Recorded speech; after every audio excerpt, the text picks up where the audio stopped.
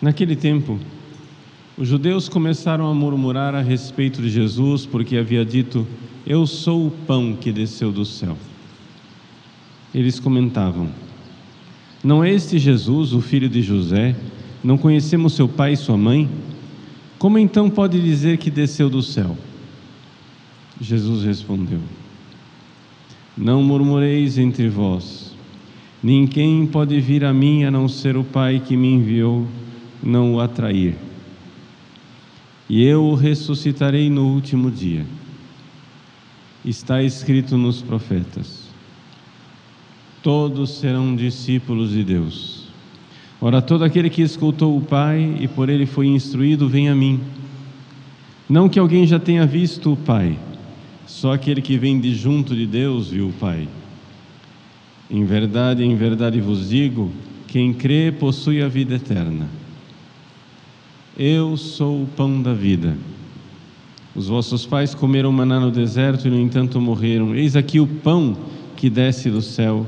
Quem dele comer, nunca morrerá. Eu sou o pão vivo descido do céu. Quem comer desse pão viverá eternamente, e o pão que eu darei é minha carne para a vida do mundo. Palavra da salvação. Glória a vós, Senhor.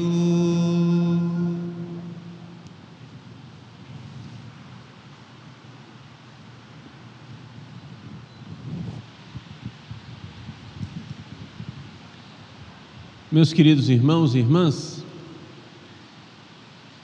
nós, na sociedade civil, celebramos hoje o Dia dos Pais. E tanto a oração da coleta nos recorda que nós ousamos chamar Deus de Pai, e o Evangelho também nos fala do Pai, que é exatamente aquele que envia Jesus e é aquele que nos instrui, aquele que nos dá a instrução. Vamos então parar um pouco para refletir o que é um pai, porque isso também deve nos ajudar na nossa missão de sermos pai nas nossas famílias. Vejam, não é possível nós dizermos o que é um pai se nós não sabemos o que é um ser humano. Começa por aí. Por quê? A dificuldade da nossa sociedade atual está no fato de que as pessoas não veem a diferença entre os macaquinhos e os seres humanos. As pessoas vão no zoológico, veem um macaco e diz: "Nossa, parece com a gente, é tão igualzinho." E então é muito fácil aceitar a teoria de que o homem veio do macaco, porque afinal das contas não parece ser muito diferente. Agora, dependendo de como vivem as pessoas, de fato não parece diferente. Os macacos andam em bandos, baloiçando nas árvores, comendo banana, acasalando. E isso não é muito diferente de uma pessoa que, ao invés de balançar na árvore, fica deitada no sofá. Ao invés de comer banana, estoura pipoca e passa o dia assistindo Netflix. E que num momento de lazer também tem relações sexuais. E se por acaso, num acidente trágico de percurso, sair daí uma criança, paciência, né? Vejam, se ser humano é isso, então é muito difícil você entender o que é um pai. Se você não vê a diferença entre um ser humano e um macaco, você não vai entender nunca o que é o pai. Por quê? Porque macacos não têm pai. O macaco tem um reprodutor, que uma vez realizado o ato de acasalamento, tchau, Acabou. Ali terminou a função do pai simiesco. Mas o ser humano é outra coisa. Dê ao ser humano tudo o que o macaco tem. Dê ao ser humano conforto, não no galho da árvore, no sofá. Comida, não a banana, pipoca e muito mais. Dê ao ser humano todo o sexo que ele quiser. Dê ao ser humano a alegria de andar em bandos festivos e alegres, fazendo barulho, quer esse barulho sejam os barulhos dos macacos selvagens ou os barulhos da música maluca, que nem sempre faz muita diferença.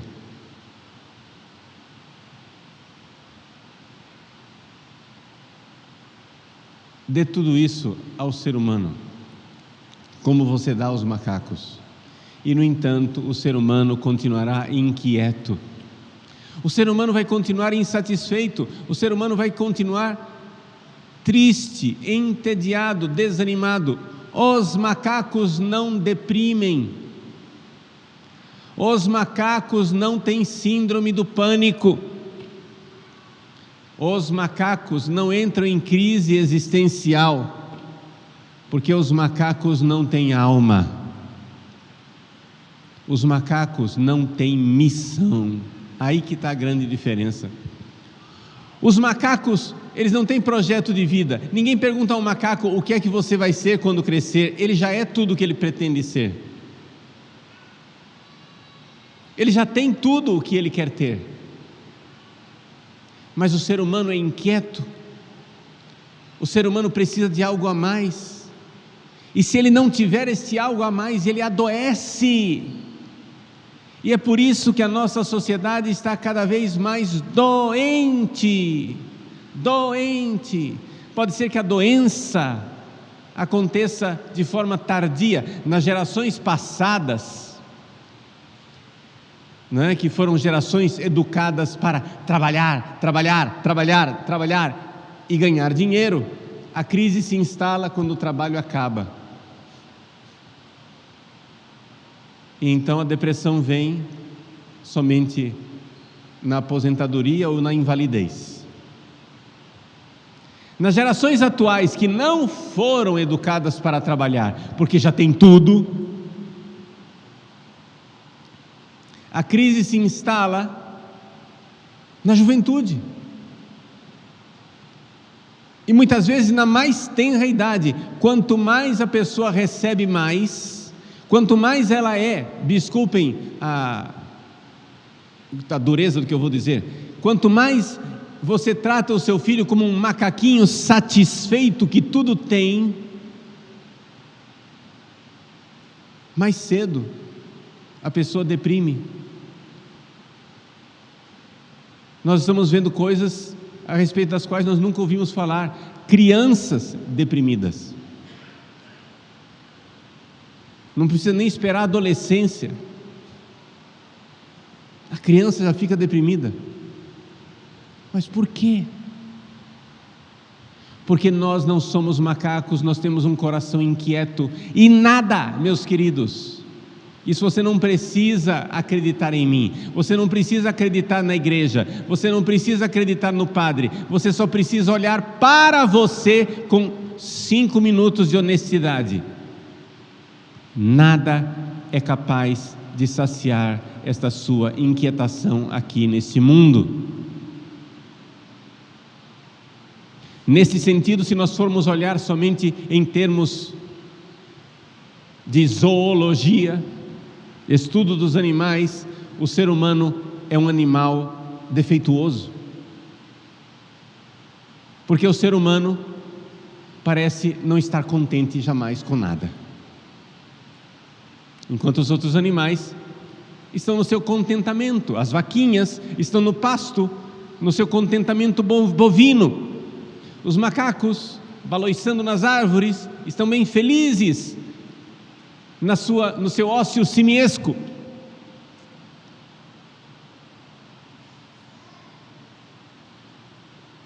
as formigas, os passarinhos, as lesmas, até o vírus, até o coronavírus parece muito satisfeito com tudo que ele vive e tudo que ele é. De repente, uma pandemia bloqueia a ilusão dos seres humanos. Nós íamos morrer desde sempre, mas a gente não estava lembrado que ia morrer. De repente a pandemia traz à baila a questão de todas as questões. E se eu morresse hoje? E se a vida acabasse agora?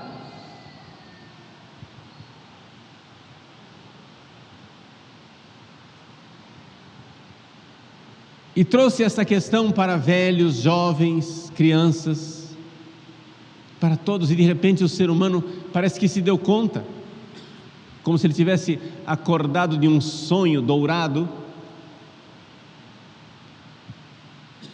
O ser humano se dá conta de que ele vai passar, e aí você junta essas duas coisas: o fato de que o meu hoje é insatisfatório. Eu não tenho tudo o que eu quero. A vaquinha tem tudo o que ela quer, o macaco tem tudo o que ela quer, eu não tenho tudo o que eu quero. Se você não enxerga isso em você, é porque você está muito fora da realidade.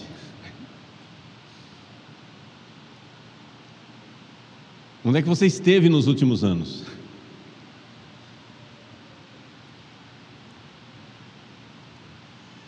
Nós não temos o que queremos. Primeiro drama. Segundo drama, não temos sequer o tempo e a expectativa de que as coisas vão mudar, porque a morte virá, e virá logo. Pá, acordamos, tem morte. Então o que é o ser humano?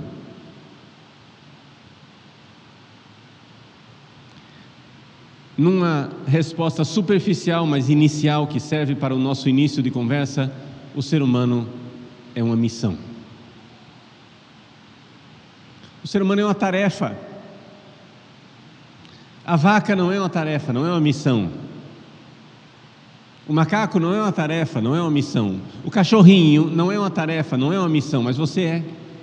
E se você não realiza esta missão, você se frustra, você entristece, você fica deprimido, você se destrói. O ser humano é uma tarefa. E quem é que nos dá essa tarefa?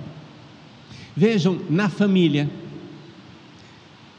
natural, porque não sei se vocês notaram isso, as crianças nascem de um homem e de uma mulher.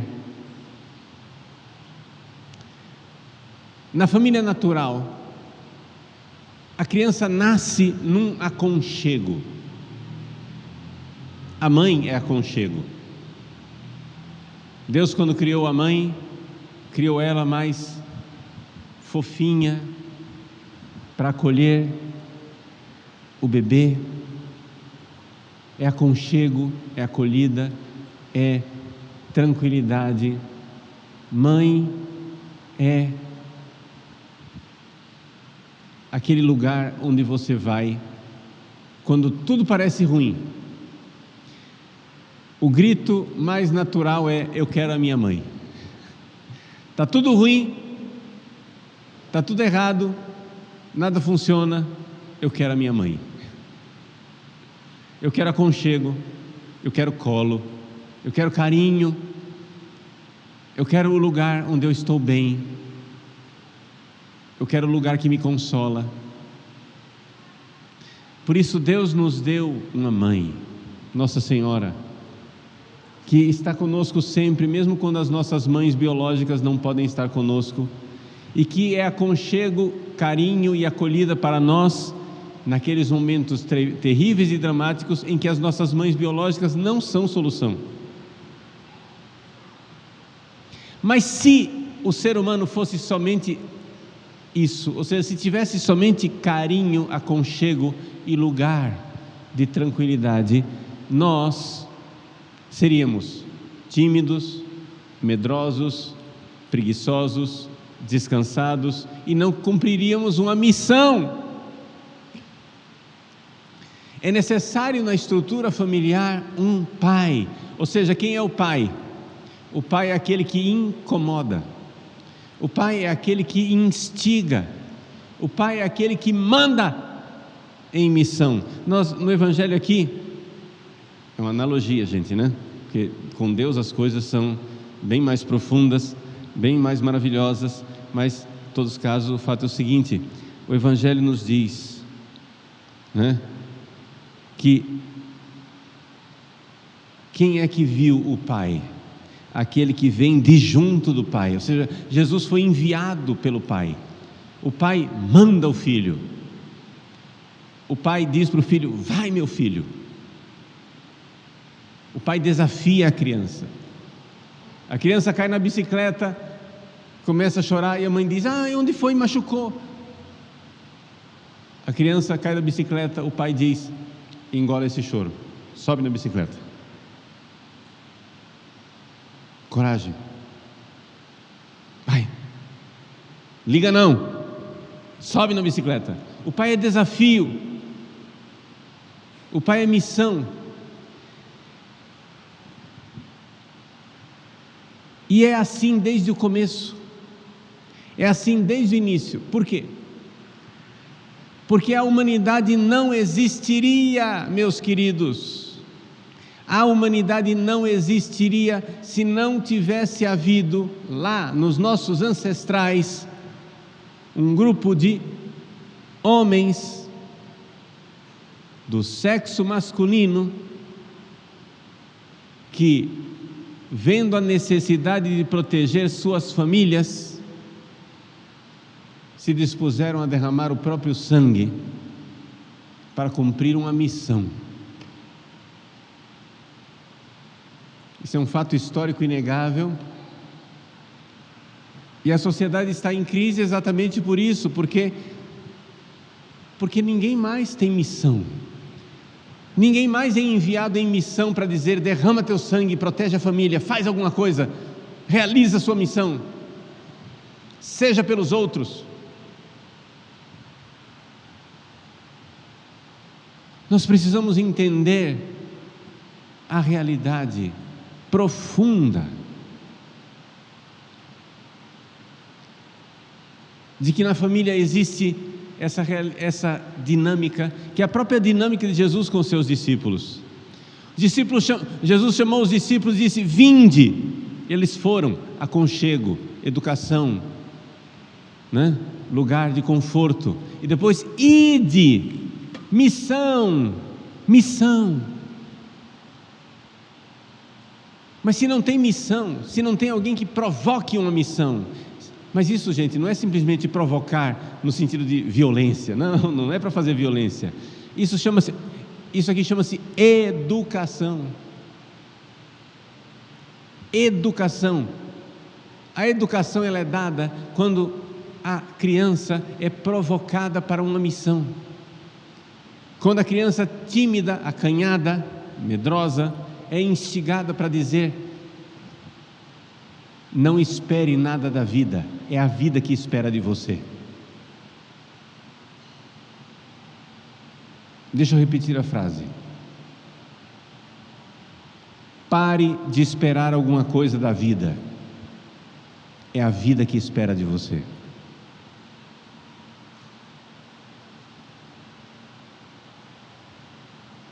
Agora imaginem mais de 200 milhões de brasileiros esperando algo do Brasil. Mas é o Brasil que espera de nós. Imaginem 1 bilhão de católicos no mundo esperando alguma coisa da igreja. Mas é a igreja que espera de nós. É o mundo que espera de nós. Nós precisamos fazer algo.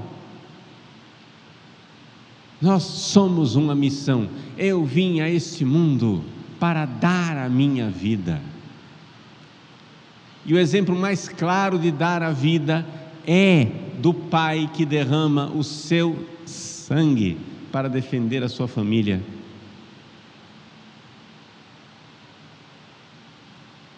Eu, com a graça de Deus, nosso Senhor, hoje bendigo a Deus por tudo que eu recebi do meu pai e de tantos outros pais espirituais que eu tive na vida. Eu cresci vendo meu pai verdadeiramente derramando suor e sangue para nos dar um futuro. Quando eu era criança, minha mãe me levou ao médico e o médico disse para ela: minha senhora, seu filho não está doente, seu filho está com fome. Dê de comer a seu filho. De fato, meus pais viviam numa kitnet, paupérrimos, e estávamos passando fome. Meu pai, com lágrimas nos olhos, nos levou para a casa do meu avô, o sogro dele, e disse: eu trouxe aqui a sua filha e os seus netos porque eles estão passando fome comigo, o senhor cuide deles, eu vou trabalhar, quando eu tiver dinheiro eu venho buscá-los de volta. E ele cumpriu a promessa. Poderia não ter cumprido, poderia ter dado no pé, poderia ter desistido,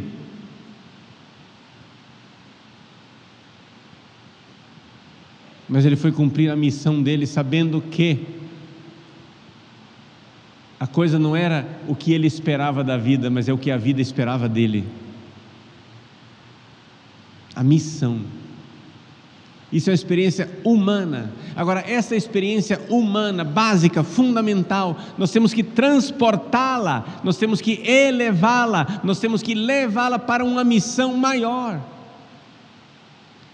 Porque enquanto o pão material é necessário, e eu louvo a Deus pelo meu pai que me deu o pão material, ele não é suficiente. Existe um pão do céu pelo qual nós precisamos trabalhar. Existe um pão do céu pelo qual nós precisamos nos esforçar.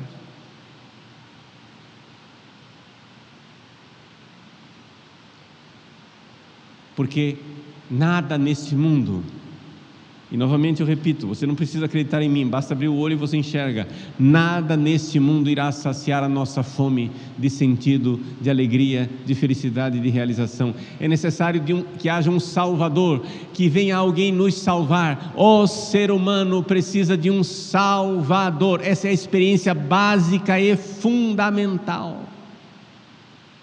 Os macacos não sentem necessidade de um Salvador. Aparece o leão, eles dão um grito de alarme, perna para quem te quer, sumiu.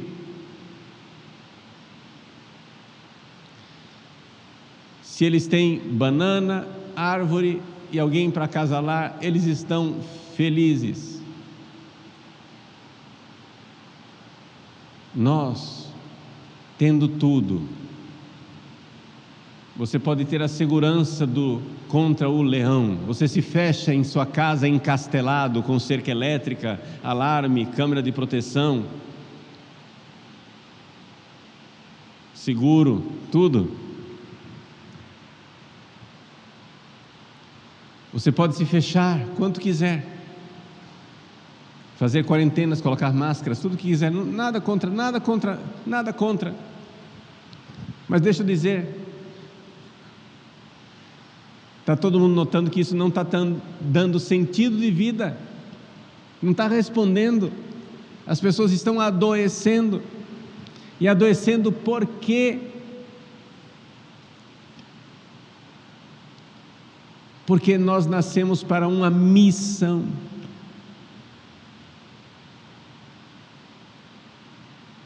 E ficar protegidos e parados dentro de casa não é bom. Nós precisamos de uma missão.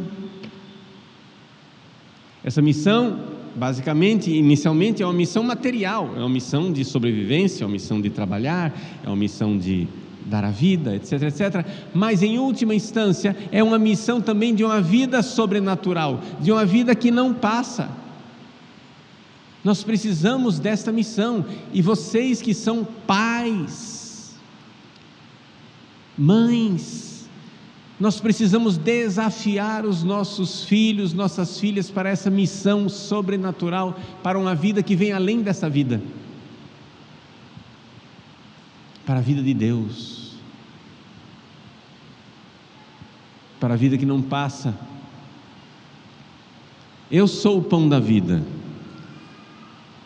Os vossos pais comeram pão no deserto e morreram, mas quem come este pão nunca morrerá.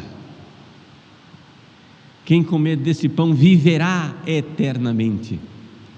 Vida plena. É esta vida que nós temos fome, é desta vida que nós temos sede, é esta vida que todo ser humano quer.